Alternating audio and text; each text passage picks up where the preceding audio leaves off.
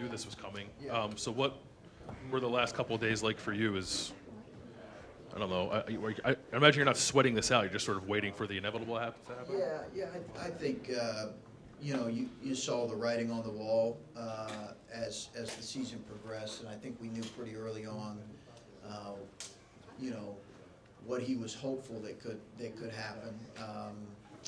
So you can't necessarily prepare for something like this, or at least you can maybe in a couple years in advance in terms of recruiting.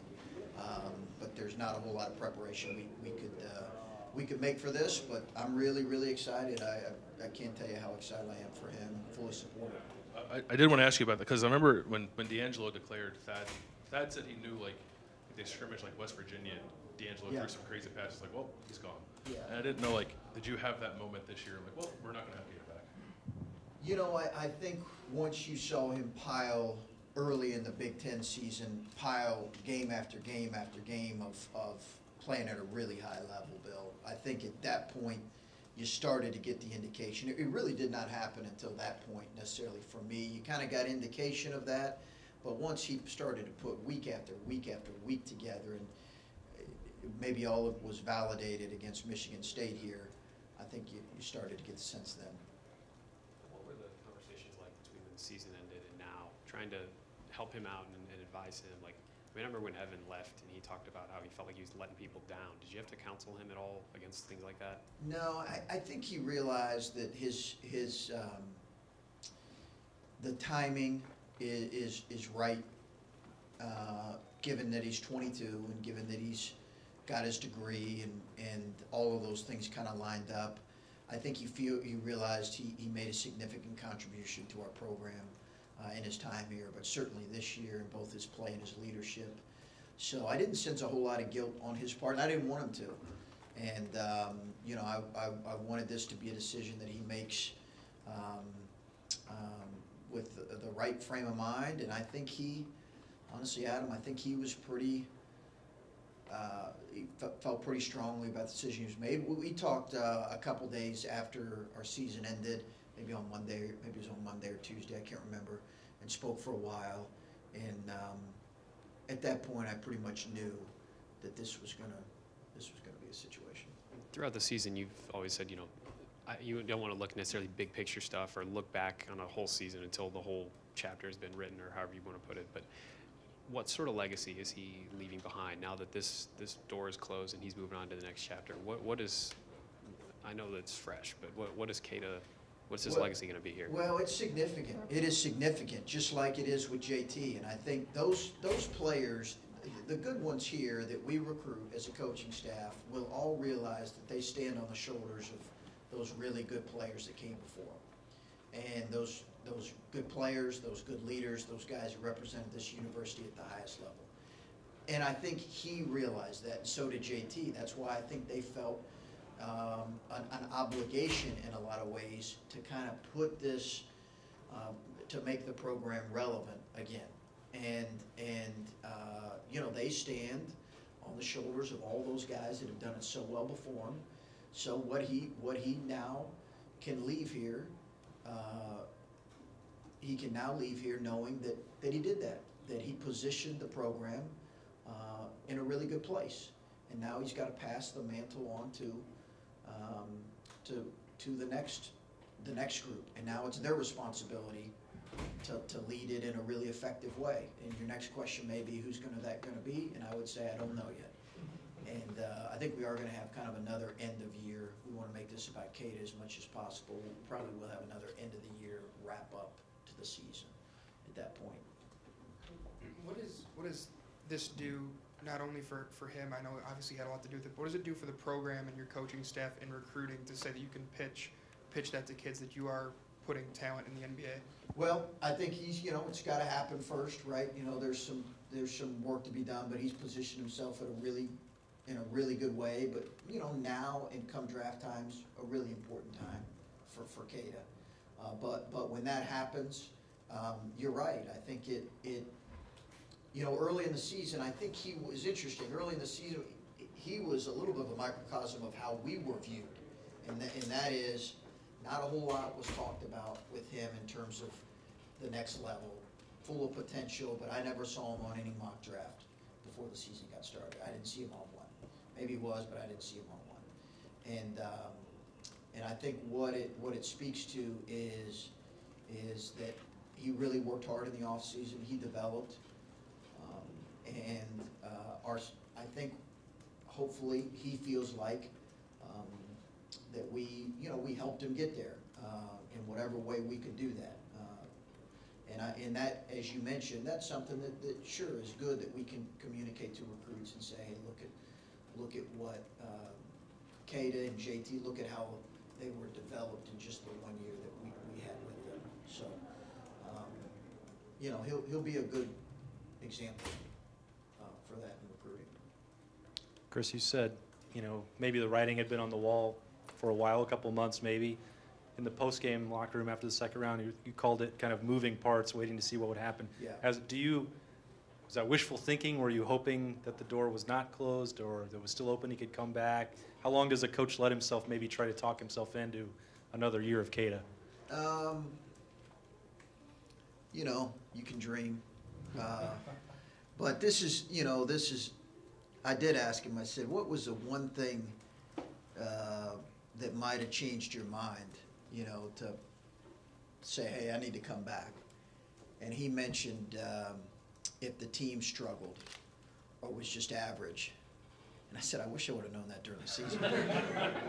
I mean, listen here. I have a little bit of impact when it comes to that, so we might have changed the course of a few games. I'm kidding, obviously, but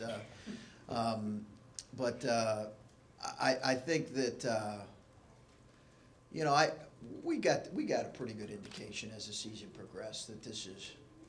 You don't want to have those conversations. I think the last month of the season I had one conversation with Keita when I both felt like he was worn down physically, and I also thought maybe the weight of this decision was wearing on him a little bit, and I just grabbed him and said, hey, here's my kind of reminder to just be you and lose yourself in the team as much as possible. You'll feel a lot of freedom when that happens, because I did feel like it was all kind of coming together and putting a lot of stress on him, and he responded really well to that. Does it, I don't know if it makes any difference at all, but does it help to have the finality of him saying, gonna hire an agent, and now you suspected all along that you weren't gonna have him, but now you know for sure and can go about your plans? Yeah, I think so. I for sure. But more than anything, I'm just really excited for him and his family, and just really, really genuinely happy for Keita and his family for this moment. But for us as a program, sure, it allows us to move forward. I think, in recruiting, there's not a whole lot, there's not a whole lot of Keita-Bates-Diops out there right now that we can just kind of go and grab. So I think, in the future, if we know this might be coming a year out or 2 years out, you can hopefully plan accordingly in terms of how you put your recruiting classes together. But right now, we just celebrate with him, and then we'll kind of figure out what the next step is. Chris, obviously you only had 1 year with Keita, but is there one moment or one thing about him that will specifically stand out to you, just as kind of define him as a Buckeye? Well, again, the Michigan State, two things. The Michigan State game, I was so, the game was, I think, CBS game, and it was #1 team in the country. So when you see a guy who performs like that on that stage, you're just really, really happy for that young man. So that's one. The other thing was, I pulled him out of a game early in the season, in the first 3 or 4 minutes of the game, and because he just wasn't playing as hard as he needed to play. And one of you guys asked him about that. Doing your job, right? You're trying to create a controversy. I get, no, I'm kidding. But you're doing your job. So one of you guys asked him about it, and I think his response was incredibly telling to me. I didn't say to him, hey, this was need to be your response, but he just said, hey, Coach, Coach said I needed to play harder. And that's kind of, I'm paraphrasing, but that's kind of what I want. And I think we realized in that moment, this guy is going to be good. We realized it long before that, but it validated in our minds that he was all about the right stuff. You can't be a really good player and resist coaching. And he didn't resist coaching. He was the opposite. He craved coaching, and it's why I think he's going to be a really, really good pro. Chris, you talk from time to time throughout the season what you just referenced about keeping his motor high and sustaining his aggressiveness. I think that's a question that NBA scouts are going to have. Sure. Can that come from only him, especially now that he doesn't have a college coach reminding him about it every day? Is that going to have to come from him, or can an NBA coach like you did try to bring that out of him? Absolutely, an NBA coach can, and I think, you know, any of us should be aware of our blind spots, right? Those areas that we have to improve in. I'm hoping that, you know, as a coach, I want to be aware of my blind spots. So that's one, you know, that's an area he's got to continue to grow and improve in, and I think he's aware of that. And I think both the agent he signs with, as well as the guys he trains with, as well as his future NBA coach, will continue to coach him up in that area. And the best thing about Keita is he wants that. He wants to be told the truth. Keita-Bates-Diop wants to be told the truth. I go back to our first meeting when I had that conversation. He wants to be told the truth. Good players want to be told the truth. And I really do think that listen, he's going to play at the very elite level, the highest of the highest level, and I think in order to do that at a really high level, he knows he's got to continue to grow as a player, and I think he's really open to that. Chris, you were saying obviously in recruiting now you can't go out and grab a Keita right this second. And I know you're going to recruit the best kids you can recruit no matter what, obviously, in every class. But he's a top 30 national kid, you know, that came here. That's right. That to coach him, to see the impact he had, Big Ten Player of the Year, I don't even know how to ask this, but like, is it just like a reminder of like, man, like we need to get a Keita-Bates-Diop in recruiting every now and then. I know, you know, not right now, but just in the scheme of things, that's a top 30 kid who became a star. Absolutely. Yeah, it's an absolute reminder that that you got to have, you know, it's as basic as it sounds. You got to have really good players and guys that have the potential to develop into really good players.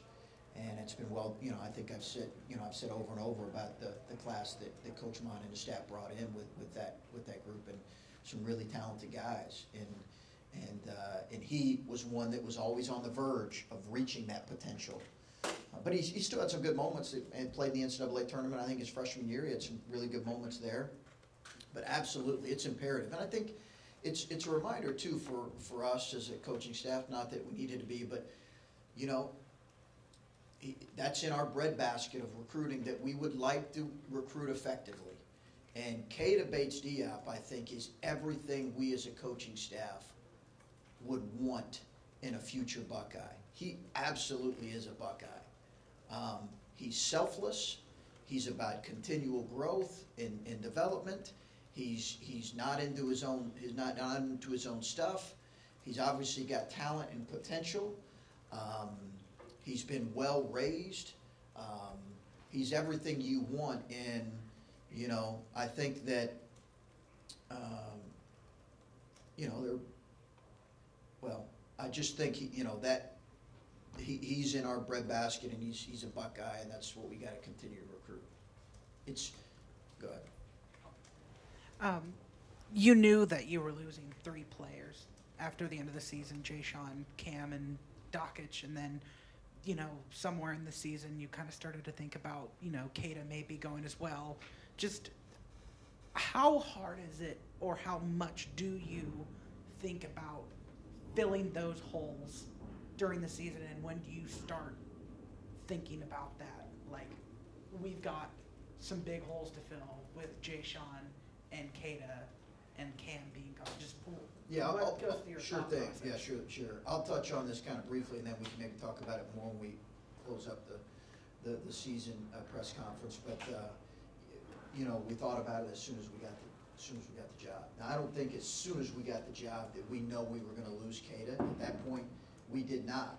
You know, we thought it was maybe a possibility, but we didn't. But I think it's, listen, we've got some work to do in recruiting.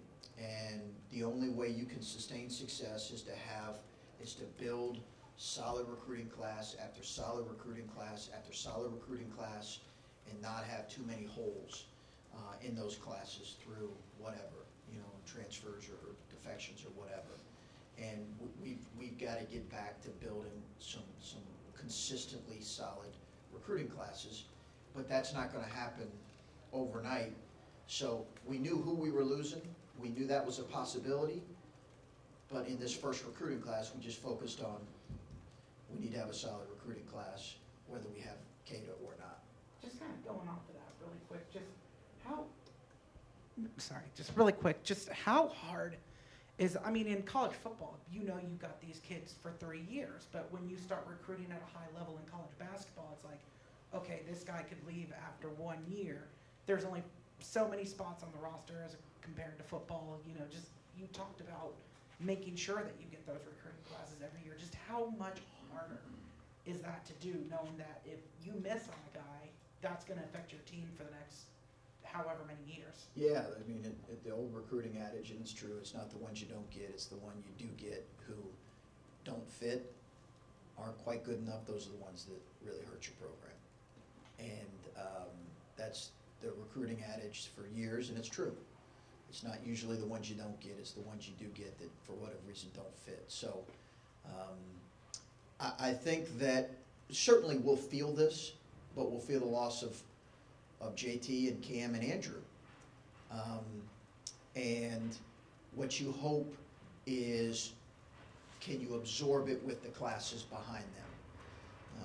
And obviously we've had some tough stuff happen with the classes behind them, but we've got we've got a good group that we've got to continue to build upon with our roster. When you were taking the job, did you talk to Thad about Keita? What kind of player he was, could become? Yeah, a little bit. Yeah, I talked to Thad about every guy, but did talk to Keita about Keita a little bit. And, you know, I think at that point there was so much in flux. At that point we didn't really know what was, you know, we knew he was going to graduate. We knew he could stay at Ohio State. We knew he could graduate and play somewhere else. We knew he could go to the NBA, but we just, you know, I did talk to him a little bit. And then the coaches you played against this year, did they give you any feedback on what they've seen from Keita over the years? Before I got the job? Like during the season? Yeah, no, we don't tend to have those conversations a whole lot during the season. Before the season, they said, hey, and stuff I share with them early on, you know, good player, full of potential, has to improve his motor, and, you know, that kind of stuff, and toughness. But the comments I got from coaches throughout the season was just, they were really impressed with him overall, his overall impact on the game. Just really impressed with how he could impact both ends. This is half Keita, half future question, so I hope it's okay. When you took this job, I think people wondered whether or not you'd be able to recruit one-and-done guys, which, correct me if I'm wrong, you've not done previously in your career. No. Is there any value for yourself and the coaching staff in that you essentially had a one-and-done guy in the sense that you got Keita in June, you thought he might be really good, he was really good, and then he turned pro? Is there any valuable experience in that?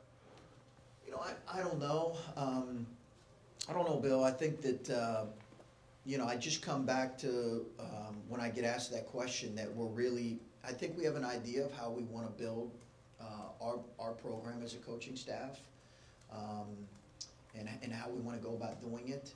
And I don't really want to confine it to not recruiting this type of player or recruiting this type of player, or, you know, he's got to be just from here and can't be from there, or vice versa. The biggest requirement for us is, do they fit our criteria of what a Buckeye looks like? And man, what a great example with Keita and JT and those guys, and they absolutely are that. So I don't think we are ever going to say it can't be this, or it just has to be this. You know what I'm saying? Like, if that's a one and done guy that turns out to be one and done, or if that's a guy that turns out to be here all 4 years, we'll definitely have some 4-year guys. But I think it's going to look like a mix, and it's not really going to be dependent upon. The only thing it's going to be dependent on is, do they fit how we want our program to be run? And if they don't, I've said this when I took the job. This may not be for everybody, and we're okay with that. But the ones like a Keita-Bates-Diop, really talented player, who are Buckeyes, those are the ones we really have to pursue with incredible persistence and hope we can add to the program. And then when you think about what Keita might be in the pros, we know he has a very versatile offensive game, but his mid-post ability, I think, is not something you see a lot in the college game. How do you think that's going to help him when he starts being evaluated by NBA people? He's a big-time shot maker, and I think he can do it at all different spots. I really give our coaching staff a lot of credit because they did a great job both in skill instruction with him and getting him to his spots on the floor. And Keita is probably the best, and Ryan Peaton has said this multiple times. Keita is probably maybe the best guy I've ever coached. You get him to his spot, and it's over. He's going to make something good happen. You just got to get him to his spot. And when we struggled at times, it was teams that thought it was a football game and somehow were allowed for it to be a football game, and they didn't let him get to his spots. And that's if he struggled, that was part of it. But he's unbelievable if you get him to his spots.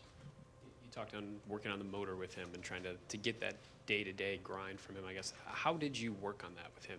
And because obviously he made improvements in that this season, and I know that's still sort of the knock on him, but how did you see him work on that this year and get better at it? We just tried to make sure that his approach every day, that he was committed to that, that his effort in practice was almost like a game day effort every single day.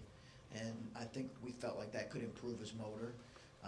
And then we, reminded him in the course of a game if he wasn't quite doing that. But I just think that was kind of our Coach Q did a great job as well, keeping him in condition. And Keita owned that. He owned, hey, this is where I have to continue to improve him.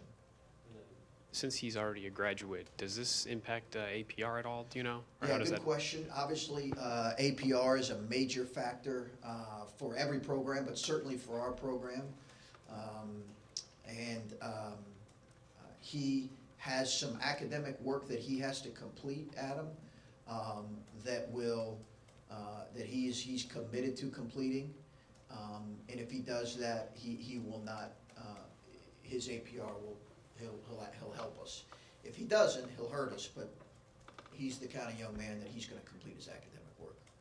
I'm sure easy isn't the word you'd say to find somebody else, but has the picture changed a lot in the last few years in terms of adding a quality player at this time of year or during the summer? I think you saw that maybe a little bit last year with the way you kind of remade the roster. It seems like the picture has just changed a lot. Well, yeah, there may be more opportunity to do that, but we're not going to find a player like him. You can't replace him or JT at this point. We've got to continue to get our younger players better. Our incoming guys. Listen, we're losing 60% of our scoring and almost 60% of our assists and 60% of our rebounding and 90 to 100% of our leadership. So there's an exciting opportunity for these guys. And will we add to our roster? Probably. I'm dipping into next week's meeting, I think. But we will try to add to that. How much? I don't know. Is that what you're asking? Yep. And last two. Sorry if this kind of dips into next week's meeting as well, but is it realistic? Just 15-3 in conference, and just where you guys were this season, coming so close to winning the Big Ten regular season championship, and just how realistic is it to expect this next season with the loss of Jay-Sean and Keita and Cam? Obviously you guys are going to be good, but I know you talked about earlier this season, 15-3 is really hard to do. Yeah, but I'm not sure what we're going to be, good, bad. Obviously we're going to be good. that's not an assumption I'm willing to make yet. We've got a lot of work to do before then, so I'm sorry, I didn't mean to cut you off.